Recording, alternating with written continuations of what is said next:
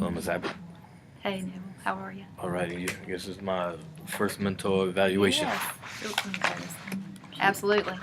And you've been doing a good job, I might add. Thank you, Thank you for what you've done. I think the kids are responding well to you and to our strategies.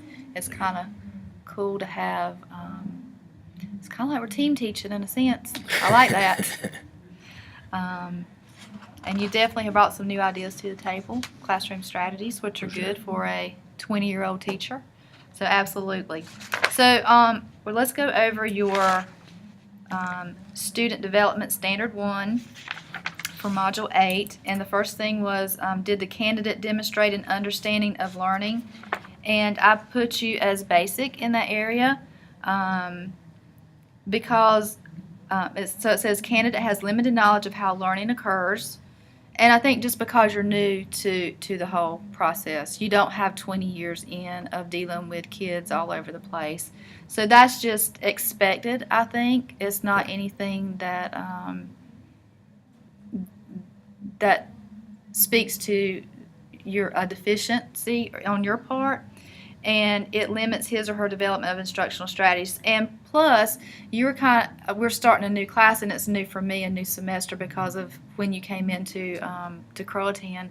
So I think for both of us, we had to get to know the students in our class and know what we're dealing with, and work with our exceptional children's department again to know what we're dealing with as well as that. We also had we had a lot of students in and out because of drop ad, and so now things are finally settling down for us, and we can really hone in on instructional strategies, how to promote their learning, differentiate their instruction to meet their needs, which kind of falls into the next thing, meeting student needs. Did the candidate demonstrate that she can meet the student's needs outlined in Standard 1? And I definitely think that you did with your limited knowledge and my limited knowledge at that point of what kids were actually going to end up as permanent students in the classroom. So I put you as basic, and part of that is just because we're at a handicap because we're in a new semester, and whether you're a first-year teacher or a 20-year-old teacher, you still have to kind of get a feel of your class as they come in, and we've had lots of changes going on. That's part of high school, the changes and the drop ads, and it finally settles down after a week. So definitely basic there.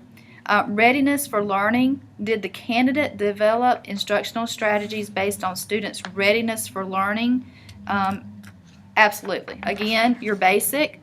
Candidate recognizes students' readiness for learning, but is unsure of how to help the individual students move to a higher level before other students in the class are ready to do so. Okay. And part of that, again, is just not knowing your students because you haven't had time to learn them because they're new. So I think as we progress, and I think you already have a sense of your learning just after another week of students finally settling down, and the ones that have been with us from the beginning and have stayed put, you have already learned a lot about them because you've shared that with me. Okay. And we've had many discussions, and we've already had to move some children around for their seating and things of that we're just picking up on now to help them learn better and to help us be able to teach better because we're not dealing with behavior issues. Did the candidate use developmentally appropriate instruction? Again, I put basic. Candidate understands developmentally appropriate instruction, but does not consistently apply that knowledge in his or her teaching. And part of that I kind of had to help you with because of the type of class we have and the software that we're using. So I had to, and the curriculum that we're responsible for covering. So I put you, again, that's probably not really anything of your own. It's just how our classes or how my classes are laid out. But as you stay in my class, and I think even after a couple of weeks, you're seeing how you have to approach that. Collaboration with families and others. Did the candidate collaborate effectively with families and others?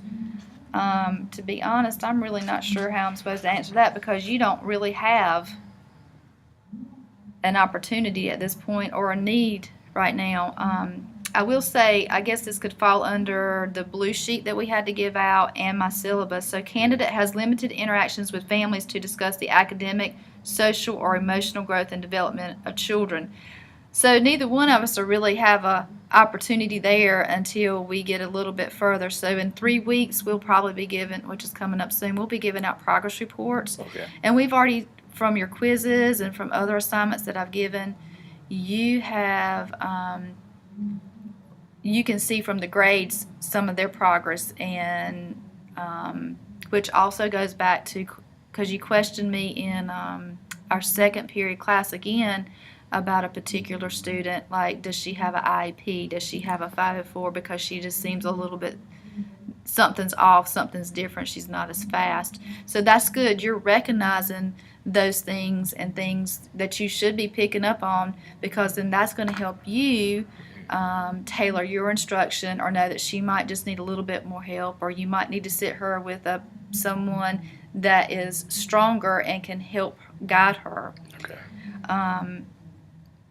So for us, we've been able to communicate with the family as far as a piece of paper, getting your approval, establishing classroom rules and things like that. But as far as their development, neither one of us have had that opportunity because we're in a fresh semester. But that will come as we progress. And I think we're both already seeing where we might need to deal with a couple of families. So overall, I think you've had a good lesson in this area. I think you're right on target.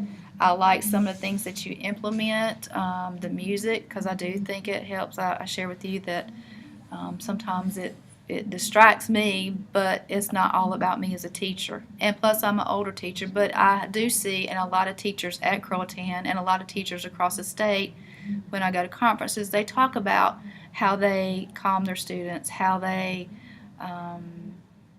help them to learn, because they just work differently than older teachers sometimes. So it does calm them.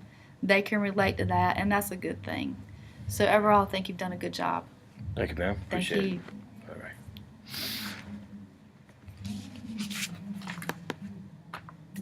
All right. That's one down. Okay.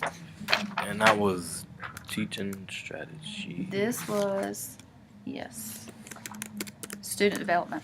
Student development. I